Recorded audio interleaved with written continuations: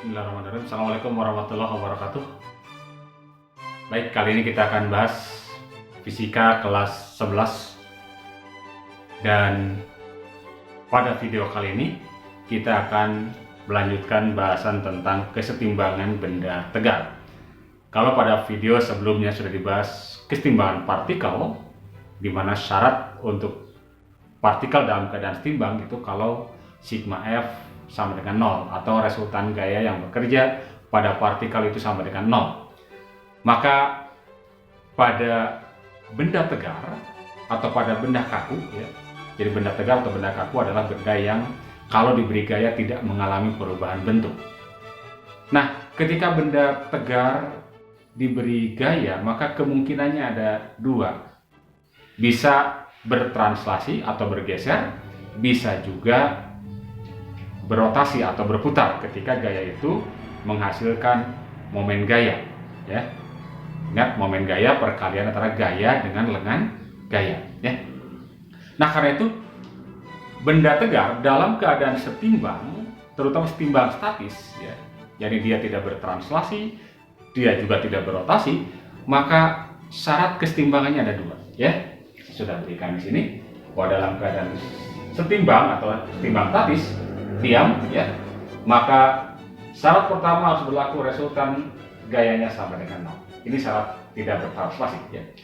Dan yang kedua, resultan momen gayanya harus sama dengan 0. Ini adalah syarat untuk tidak berrotasi ya. Jadi benar-benar dalam keadaan diam, tidak translasi, tidak juga rotasi ya. Nah, kita akan lihat saja langsung contohnya bagaimana untuk menyelesaikan persoalan kesetimbangan benda tegar. Di contoh pertama ya, ini ada sebuah batang AB di mana berat batangnya 100 Newton, kemudian panjang batangnya 4 meter ya, panjang batangnya 4 meter. Ditahan oleh tali BC dan diengselkan di A ya, jadi adalah tali. Nah, pertanyaannya adalah berapakah tegangan tali BC? Jadi tegangan tali BC berapa? Lalu berapa gaya engsel di A di sini? Ya, engsel di A berapa? Langkah pertama untuk menyelesaikan persoalan ini adalah menggambarkan gaya-gaya. Ya, jadi gaya-gaya yang bekerja pada batang ya, karena batangnya ada dalam keadaan setimbang. Batang punya berat. Nah, biasanya titik beratnya, letak berat batang di tengah-tengah. Jadi kita gambarkan tepat di sini ya. Jadi kalau misalnya panjang batang 4 meter, ini saya buat skala saja. Misalkan ini jarak antar titik adalah 1 meter ya. Jadi 1, 2, 3, 4. Nah, itu. Jadi tepat di tengah-tengah di sini ya. Oke. Ini ada gaya berat batang sebesar 100 Newton ya. 100 Newton. Nah, talinya tegang, otomatis akan bekerja ada tegangan tali dan menahan dari batang ini ya, di arah sini tegangan tali. Oke, jadi itulah langkah pertama yang harus kita lakukan, menggambarkan gaya-gaya yang bekerja pada batang.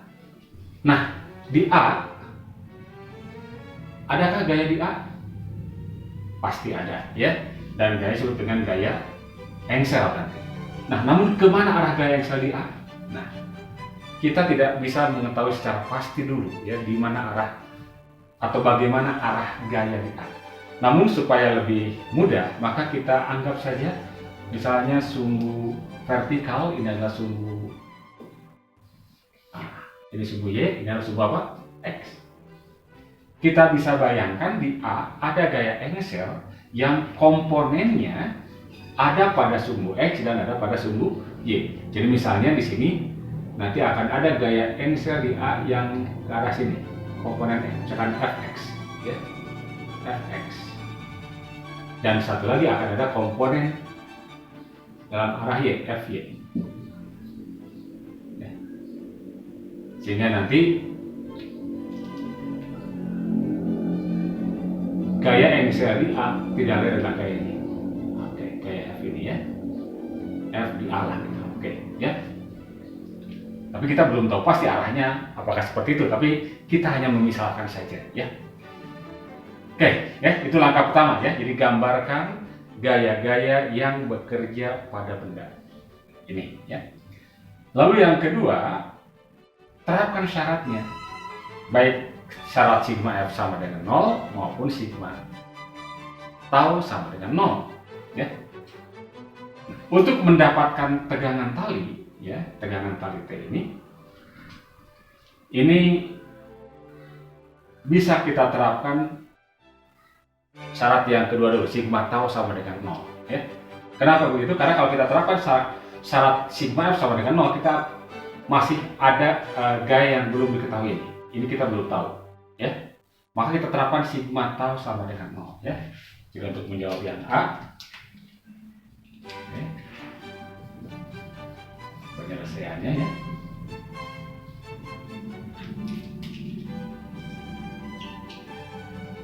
Terapkan syarat sigma tau sama dengan 0. Nah, porosnya kita ambil di titik tangkap gaya yang kita tidak ketahui atau yang belum diketahui gayanya. Ya, ini di mana? Di titik A. Jadi kalau kita ambil poros di A di sini, maka gaya FA itu tidak akan menghasilkan momen gaya, sehingga tidak perlu kita cari nanti ya. Makanya kita tuliskan sigma tau terhadap poros di A sama dengan 0. Kemudian ketika ini diambil sebagai poros, kita lihat berarti gaya yang akan menimbulkan momen gaya adalah gaya atau komponen gaya yang tegak lurus. Kebetulan yang ini sudah tegak lurus nih. Oke. Jadi nggak usah kita apa-apakan lagi. Tinggal yang T. Karena T belum tegak lurus terhadap batang, maka kita boleh uraikan dengan membuat komponennya ini kan ya. Kita uraikan ke sumbu vertikal dan kita uraikan ke sumbu apa? Horizontal, ke sumbu X ya. Kita akan dapatkan untuk ke sumbu Y, ini komponennya di sini. Dapatlah ini komponennya ya. Kemudian ke sumbu X, berarti komponennya di sini ya. Ini kita urai di sini. Dan ingat, ketika kita mengkomponenkan maka harus saling tegak lurus. Jadi ini akan membentuk sebuah segitiga siku-siku. Oke, ada informasi yang kurang sih. Misalkan ini sudutnya 60 derajat, oke ya, 60 derajat.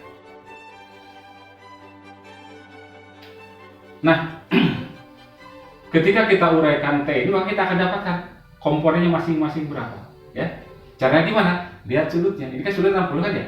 Kalau ini sudutnya 60, berarti di sini berapa? 30 ya? Oke, berarti di sini 30. Nah, ingat, kalau 30 derajat, maka perbandingan sisi-sisi segitiganya ya. Jadi panjangnya berapa?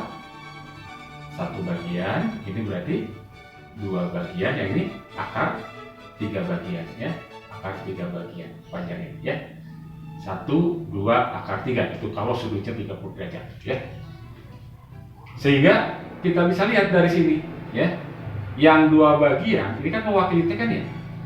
Nah, berarti yang 1 bagian ini kan ini diwakili 1 bagian, berarti yang ini adalah besarnya 1 bagian dari berapa? Dari 2, dan yang 2 itu mewakili apa? T, jadi setengah apa? T. Sementara yang ini akar 3-nya kan ya? Akar 3 jadi berapa? Ya dari 1 bagian atau akar 3 dari 2, boleh kita tuliskan, berarti panjangnya ini adalah akar 3 per 2 ya, akar terus sini ya, akar 3 per 2 dikali apa? T. Oke, bisa akar 3. Oke, jadi kalau begitu kok T sudah kita ubah menjadi apa? Setengah T komponen vertikalnya dan setengah T akar 3 komponen horizontal. Nah sekarang selain yang 100 ini, yang tegak lurus terhadap batang ini adalah yang apa? Yang setengah T ini kan ya? Ini tegak lurus. Kemudian tinggal kita lihat mana yang positif, mana yang negatif. Ingat perjanjiannya ya. Lihat di video tentang momen gaya ya. Ini tinggal diputar saja. Jadi panah ini bengkokkan ke sini, bengkokkan ke sana. Nah kalau diteruskan akan secara putaran jarum jam. Nah yang secara putaran jarum jam kita beri tanda negatif. Sementara yang ini dari panah ini kita bengkokkan ke aksi. Bengkok ke sana, maka akan berwarna putaran jarum jam, kita beri tanda positif. Oke, dengan demikian kita masukkan di sini. Yang positif adalah setengah T gayanya dikalikan dengan lengan gaya. Mana lengan gaya? Jarak dari titik tangkap gaya ke poros, gitu kan ya? Ya, ini berapa tadi? 4 meter. Ini 4 meter ya. Berarti kali 4. Kemudian dikurangi yang negatif, min. Yang negatif berapa? 100 dikali dengan berapa jarak atau lengan gayanya ini? Ini kan di tengah-tengah ya, 2, kan 1, 2. Oke, kali 2 sama dengan 0. Oke, 4 dibagi 2 atau 4 kali setengah adalah 2 kan ya? Di sini ada 2, di sini ada 2, berarti bisa dibagi 2. Ini hancur, lebur, tewas, gitu kan ya? Oke, tinggal T kan? Berarti T dikurang 100 sama dengan 0, berarti T sama dengan 100 Newton. Ya, oke. Oke, mudah ya cara mencari tegangan tali. Terapkan saja sigma tau sama dengan 0. Nah, yang kedua, bagaimana mendapatkan gaya engsel kita? Ya, bagian B-nya ya, mendapatkan gaya engselnya.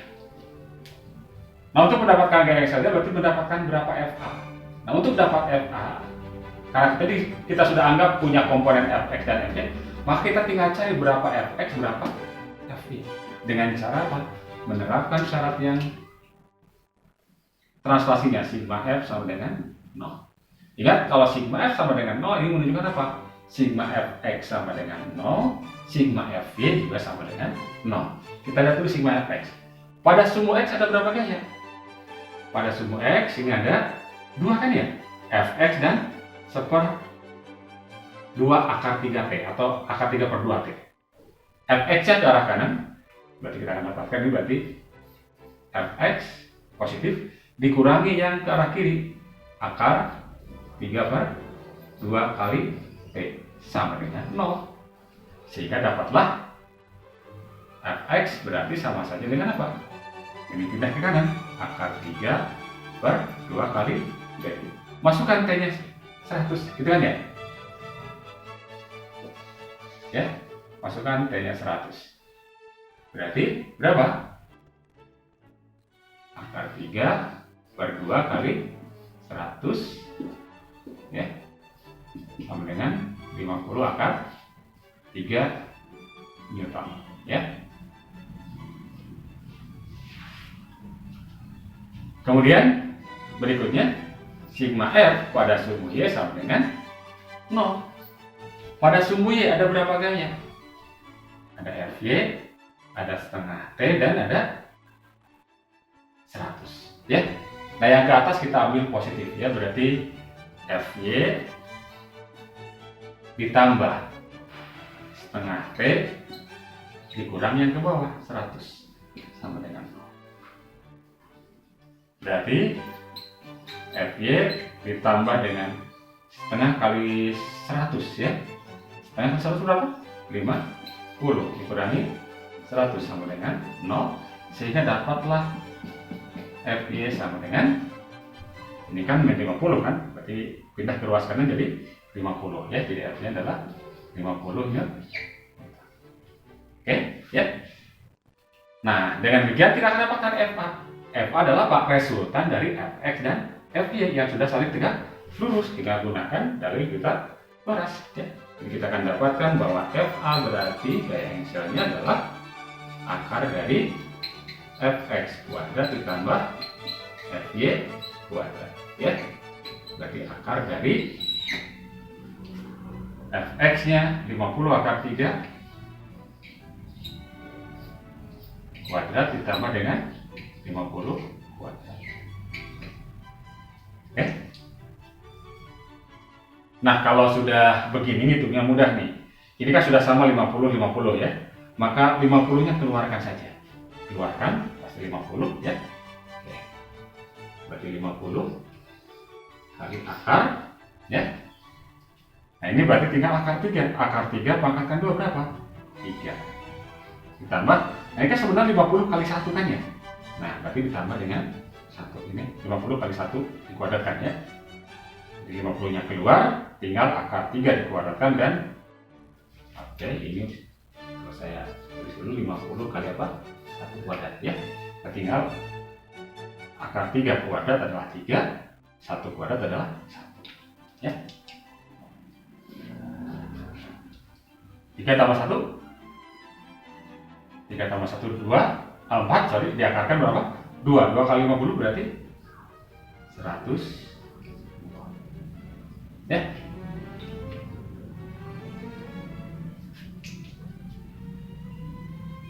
Oke, jadi gaya engselnya adalah 100 ya.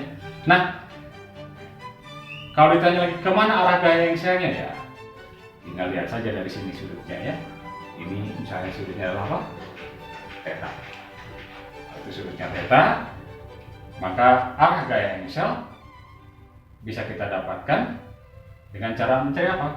Mencari tangen tetanya ya. Tan theta berarti, ingat tan itu depan dibagi dengan samping ya. Tannya apa? Fy. Berarti Fy dibagi dengan Fx. Berarti Fy-nya 50 ya. 50. Fx-nya berapa? 50 akar 3 ya. 50 akar 3. Atau seperakar 3. Tangan berapa yang nilainya seperakar 3? Kita akan dapatkan tetanya berapa? Tetanya adalah 30 derajat ya.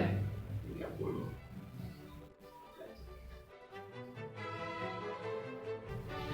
Baik, kita lihat contoh yang kedua ya. Di sini sudah ada sebuah batang disadarkan pada dinding yang licin, kemudian lantainya kasar ya. Yang ditanyakan adalah tentukan koefisien gesekan statis minimum antara batang dan lantai agar batang tidak bergeser. Nyatakan dalam sudut theta. Baik, kembali bahwa kalau batang di sini tidak bergeser berarti sistem atau batang dalam keadaan setimbang.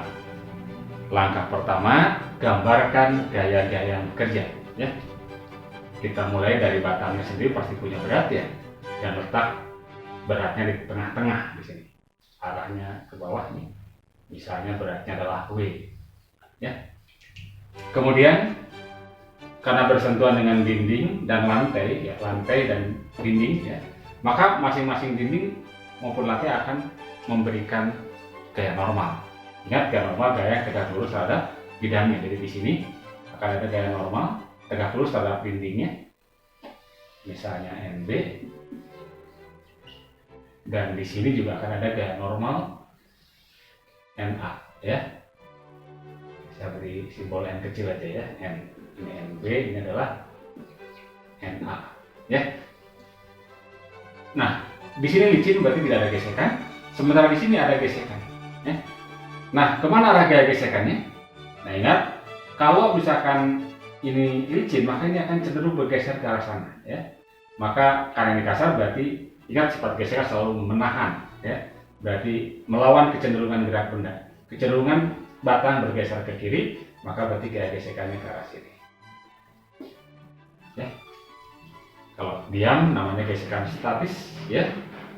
Oke, Fs ya. Atau ingat bahwa gaya gesekan statis maksimum itu adalah μs dikalikan dengan n ya. Oke, jadi boleh kita tulis langsung koefisien gesekannya dikalikan dengan apa? Gaya normal, n-nya NA ya. NA. Oke. Ini hanya ada 1, 2, 3, 4 gaya yang bekerja di sini ya. Baru sekarang kita terapkan syaratnya ya. Oke.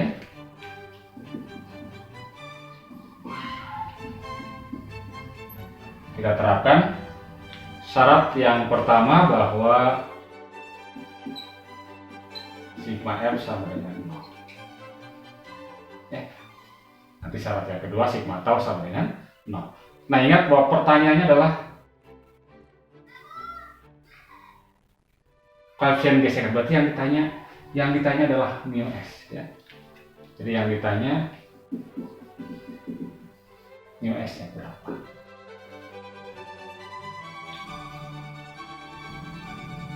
Berarti untuk tahu mu S kita harus tahu dulu ini berapa Na ya.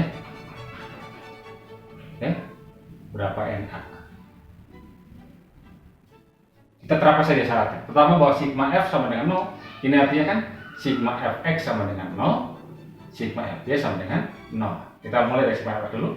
Sigma Fx sama dengan 0 pada sumbu X. Sumbu mendatar. Pada sumbu mendatar ada berapa gaya? 2 kan ya? Ada NB ke kiri dan mu S Na ke kanan. Yang ke kanan kita ambil positif, berarti dari sini kita akan dapatkan mu S dikali Na dikurangi NB sama dengan 0. Sehingga dapatlah dari sini berarti mu S itu adalah, atau mu S dikalikan dengan Na sama dengan NB. Kita belum bisa dapatkan mu S dari sini ya, karena kita belum tahu Na maupun NB. Yang kita anggap ini persamaan satu ya. Kita harus cari dulu NB-nya. Kita terapkan syarat berikutnya. Sigma itu sama dengan 0. Pada sumbu Y ada berapa gaya?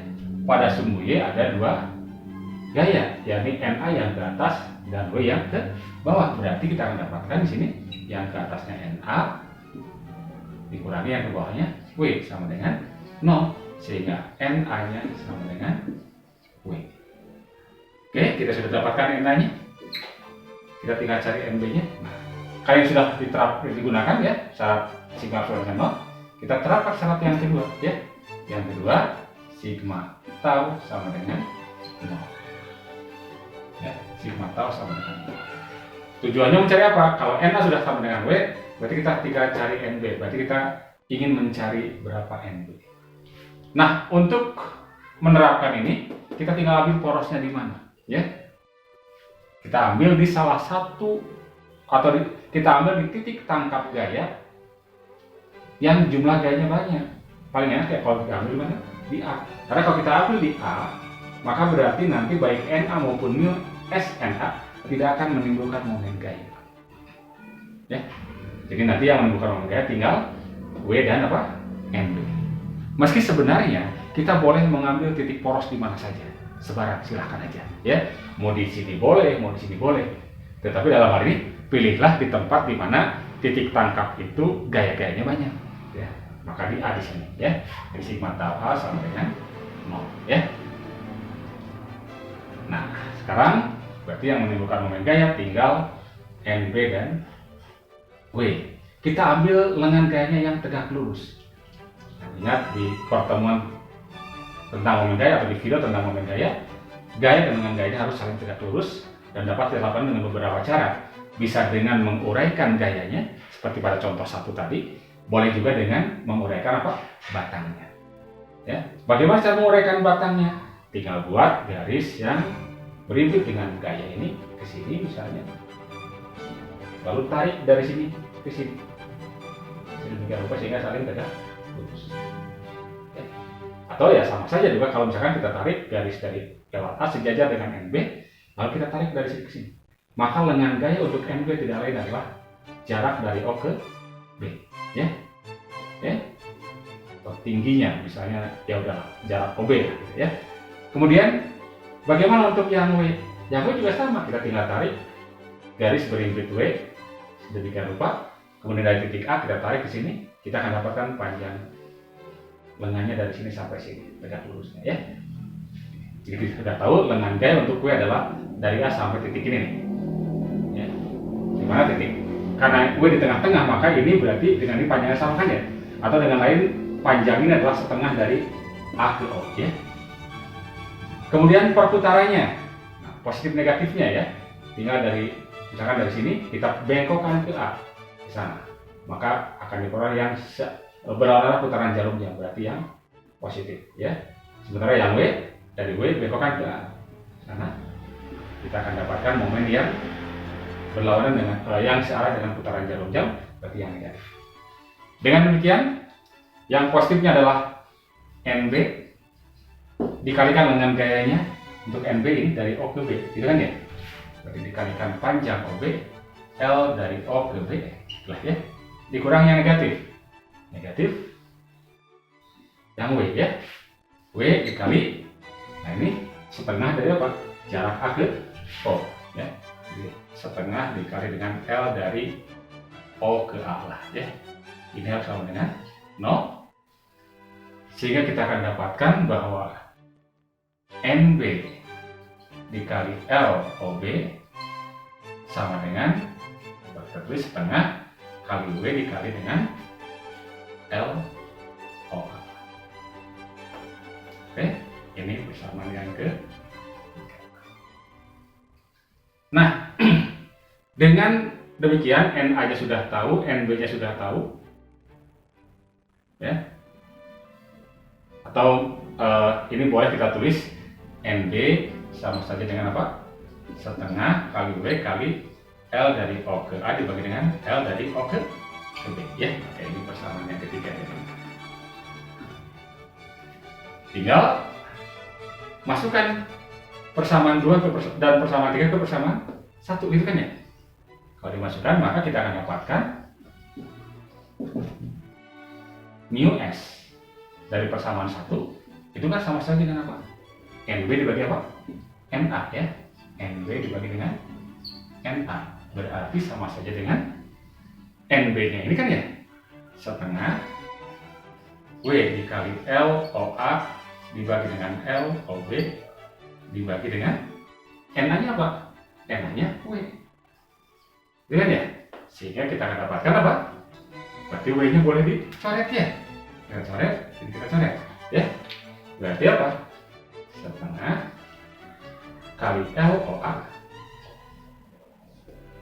LOB ya. Nah, pertanyaannya kita harus nyatakan dalam theta. Bagaimana hubungannya dengan theta? Nah, kita bisa lihat dari sini. Dari segitiga ini kan ya? Dari segitiga ini bahwa yang sudah kita tahu kan di sini panjang ini. Ini LOB, yang ini adalah LOA. Kita sudah tahu panjang sisi depan dibagi panjang sisi sampingnya kan ya? Depan dengan samping namanya apa? Tangen dari trigonometri ya. Berarti LOB dibagi dengan LOA adalah apa? Tangen ya. Berarti ini mu S-nya berarti mu S-nya tidak lain adalah setengah dikali LOA dibagi dengan LOB. Kalau LOA dibagi LOB, kalau LOB bagi LOA kan tangan kan ya. Kalau LOA dibagi dengan LOB apa? Kotangan ya. Berarti setengah kotangan theta ya.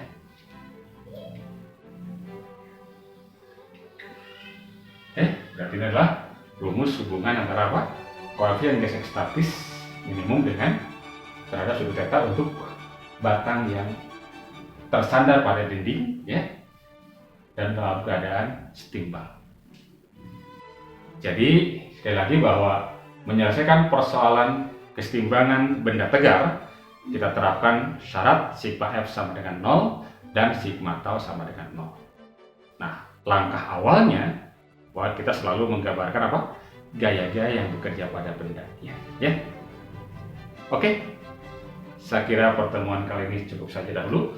Terima kasih. Assalamualaikum warahmatullahi wabarakatuh.